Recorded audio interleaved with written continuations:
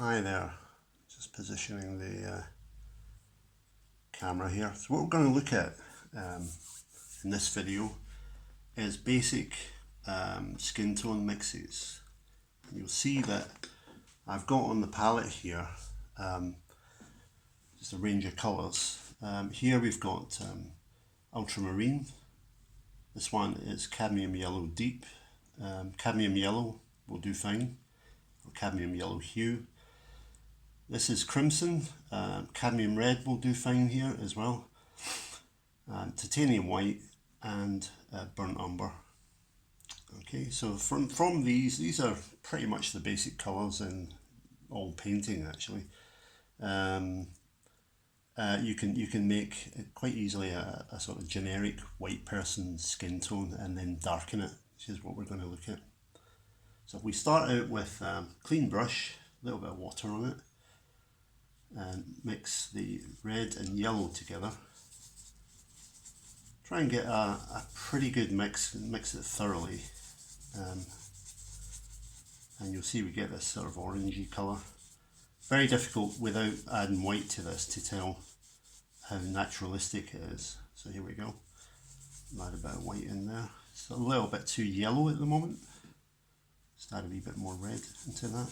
Now depending on the person you're painting, of course, they may have a more sort of sallow complexion, they may have a beefy complexion, who knows. It just depends how much of these you're going to add in.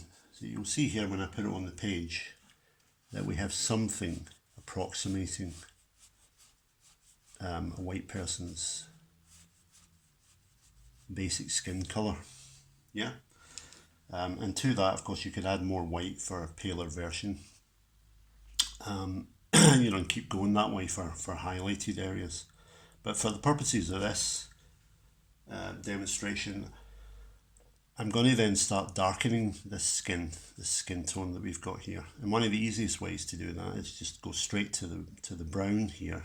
So the same brush, so the same mix on the brush. Mix in a little bit of brown into that. Keep it, and again, mixing well. And you'll see you get a slightly darker, that's perhaps one of the sort of lightly shadowed areas of that person's skin, depending on the conditions, like that. And you can keep on going like that, add in a little bit more brown, but it tends to get a little bit chocolatey on its own. So you can add in maybe a little bit more red and yellow. You'll get it just that bit richer. So if you think about it, what we're doing here is reducing the amount of white in proportion that's in the mix. And you can keep on going like this. Big bit of red, big bit of yellow like that. Another bit of brown. But even if we keep going, you know, in that direction, there will always be a bit of white in this skin tone mix. So we're getting it. Yes, we're getting darker. We're getting a little bit more rich as we go, as we add more red and yellow into the mix to keep the warmth of the skin. To darken it further though, we would need to add a wee bit of ultramarine into the mix. Now you don't want to do this excessively unless you want the skin to turn a slightly greenish colour. You know, the blue will react with the yellow in the mix. So it's, you know, you gotta kind of watch what you're doing basically, and play around with it. So I've still got that white in this mix, remember, but I'm just trying to darken it that little bit more, and we get something like this.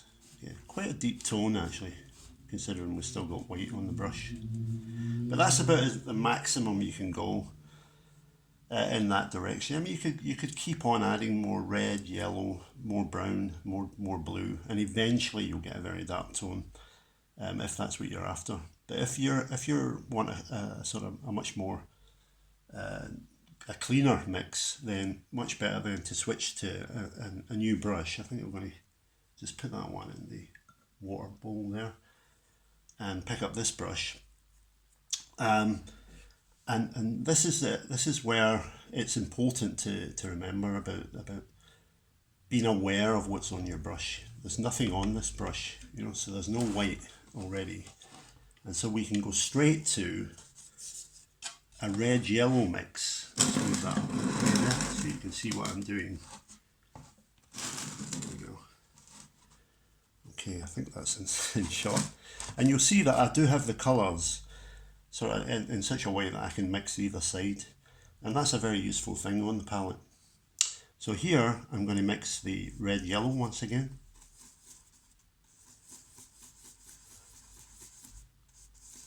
Just judge it, what we had before, something before we added the white. It does look very orange. I mean, it's not a skin tone at the moment. But to that, then we're going to add the brown. You start getting a richer version, something akin to this one, I think. You start getting that sort of colour there, very deep. But because it has no white in it, when we add the blue, you can get a very dark tone indeed with this, more brown. And we still have that red-yellow playing their part in it. Getting a wee bit browny, add more blue. Getting a little bit far away from skin tone, add more red-yellow. Let's see what we've got. So there, we're getting a slightly browny, deep tone. Might add a bit more blue to it.